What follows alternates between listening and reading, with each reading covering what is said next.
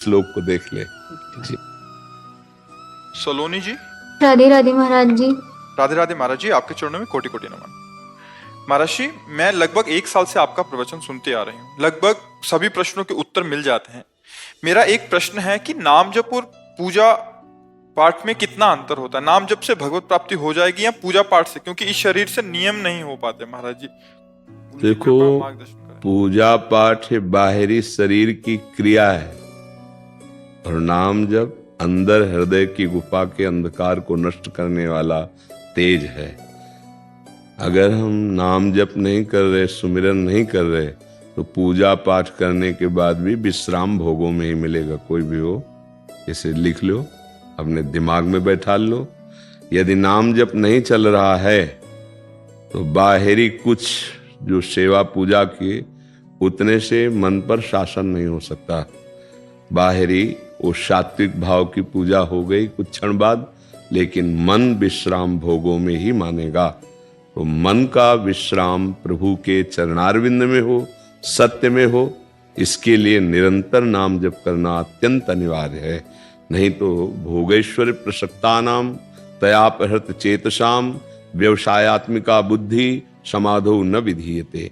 जिसकी बुद्धि में ये बैठा हुआ है कि संसार के भोगों के भोगने में सुख है, संग्रह में सुख है, उसकी परमात्मा प्राप्ति में रुचि ही नहीं होती। फिर कैसे? बाहरी एक केवल थोड़ी सेवा कर ली, थोड़ा एक, फिर इसके बाद उसकी मन स्थिति उसी संसार में होगी।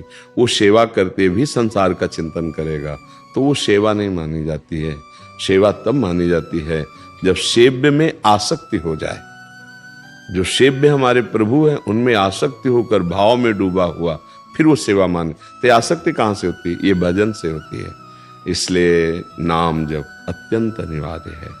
ये नहीं चलेगा कि हम बाहर थोड़ा आरती पूजा कर दी तो हमारा उससे परम कल्याण हो जाएगा। नहीं, चिंतन। आप गीता उठा के देखो, शास्त्र उठा के देखो, वहां आदेश है। भगवान कह रहे हैं अनन्य चेता सततम यो माम स्मरति नित्यशः तस्याहम सुलभा पार्थ। मैं उसके लिए सुलभ हूं। किसके लिए? जो मेरा सतत नित्य स्मरण करता है, निरंतर स्मरण करता है। साधना स्मरण युक्त होकर अब आपको किसानी है या राजकीय विभाग का कार्य या आप व्यापार करते हैं, जो भी करते हो सब पूजा हो जाएगी। मामुनिस्मर युद्ध च, मेरा स्मरण करते हुए अपने कर्तव्य को करो। अब स्मरण संसार का है, पूजा बाहरी हो रही, तो अंदर की गुफा में, हृदय गुफा को पावन करने वाली बात तो नहीं बनेगी, नहीं बनेगी। देखो, बहुत सुंदर गोस्वामी जी महाराज तुलसीदास जी कह रहे हैं, राम राम राम जी ही जोलो तू न जपि है, तोलो तू कहूँ जाए, तिहूँ ताप तपि है। सुरसरि तीर, सुरसर माने गंगा जी, सुरसरि तीर बिन नीर दुख पाई है, सुर तर तरे तो ही दारिद सताई है। बहुत सुंदर। जब तक तुम जिह्वा से राम राम राम राम, राधा राधा राधा राधा राधा, ये धीरे धीरे कंठ में उतरेगा, कंठ से हृदय में उतरेगा, महामंगल कर देगा। अगर ये नहीं है ना भजन, तो छूटिबे के जतन विशेष बांधे जाएगो, हुए है विष भोजन जो सुधा सान खाएगो। राम राम राम जी जोलो तू न जपि है, तौलो तू कहूँ जाए, तिहूँ ताप तपि है। बहुत शास्त्र सम्मत शोधी हुई बात है कि ये कलिकाल मलायतन मन कर देख विचार, श्री रघुनाथ नाम बिन नाही नान आधार। अंदर का चिंतन बदले सो साधना। बाहरी क्रियाएं, बाहरी क्रियाएं आरती पूजा, इसके बाद मनमानी आचरण कुछ नहीं हाथ लगेगा। ये भगवान कपिल देव जी माता देहुतीश जी से कहते हैं, पढ़ के देख लेना। जो मेरे अर्चा विग्रह के अच्छे अच्छे पदार्थों से पूजा करता है पर बाहर राग द्वेष, और तो मैं सबके हृदय मंदिर में विराजमान हूं, फिर उसकी पूजा ऐसी हो गई जैसे राख में किया हुआ हवन। बाहर राग द्वेष कर रहा है, वो पूजा पूजा का तात्पर्य है अंदर का चिंतन सुधरना चाहिए। नाम जप कर रहे हैं, भगवान के आदेश का पालन करते हुए कर्तव्य पालन कर रहे हैं, बड़ा मंगलमय जीवन। आज यही हमारी कमी होती जा रही है। हम बाहरी बातों पर विशेष महत्व देते हैं, आंतरिक गड़बड़ी पर ध्यान नहीं देते हैं। यहाँ की गड़बड़ी सुधर जाए तो बाहर महापुरुषों को देखा गया है, वो अपने कर्म में लगे हुए हैं, उस कर्म को इतना महामहिमाशाली कि आश्चर्य हुआ। बड़े बड़े योगियों को आश्चर्यचकित कर दिया कठोता के पानी ने। महामहिम पूज्य श्री जो रैदास जी महाराज थे, नाम जब चल रहा है, जो कर्म कर रहे हैं ना, वो महान पूजा होती चली जा रही। नाम जप का बहुत बड़ा चमत्कार देखा गया।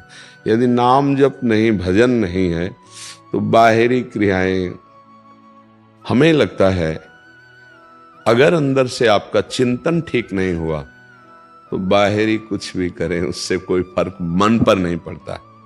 मन बहुत बलवान और बहुत चंचल और बहुत हठी स्वभाव का है। अगर उसके वश में हम सदैव बने रहे तो पापाचरण रुकेगा ही नहीं। और मन को वश में किए बिना कोई आध्यात्मिक हो ही नहीं सकता। तो मन को वश में करने के लिए, आध्यात्मिक पावर जागृत करने के लिए प्रभु का नाम है।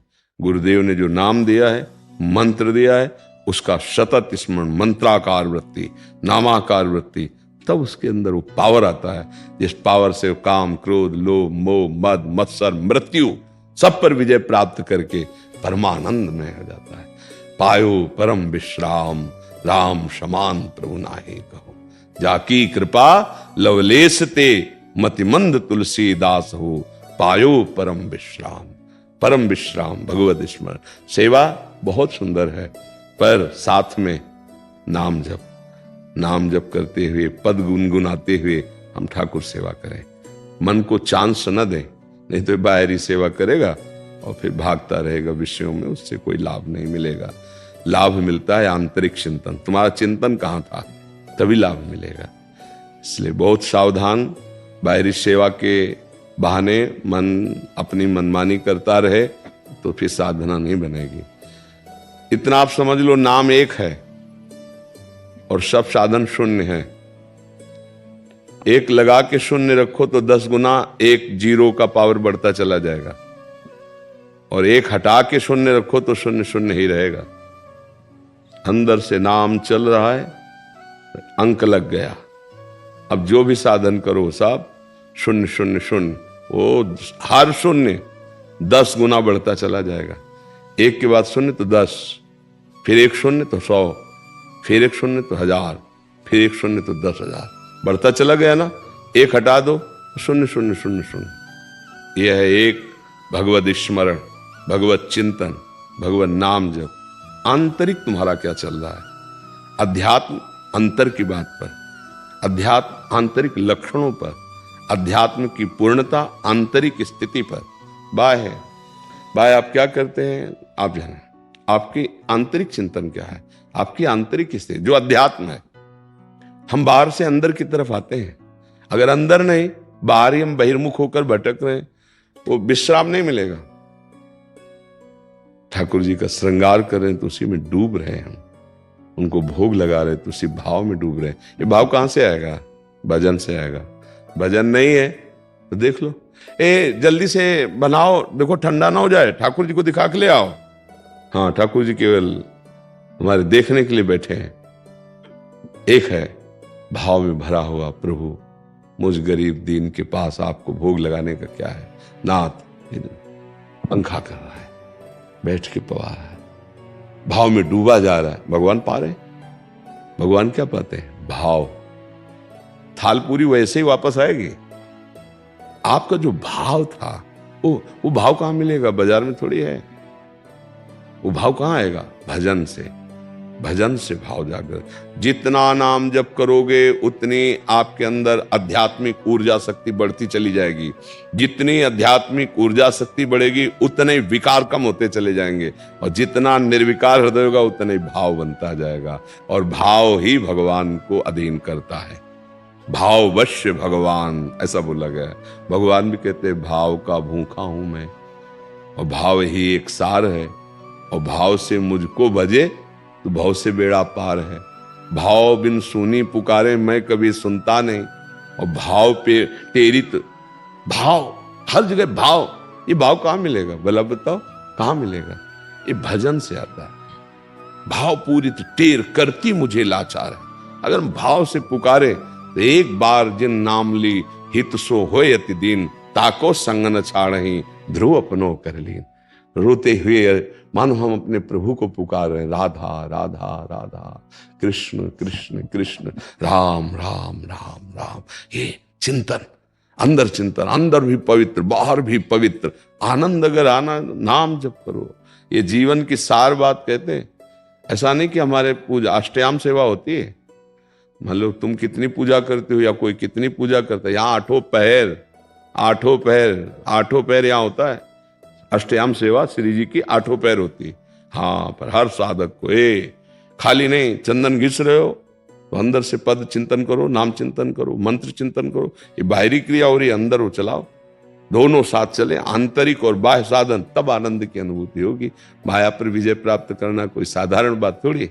नाम जप करो, असाधारण विचार आपके अंदर आने लगेंगे, तब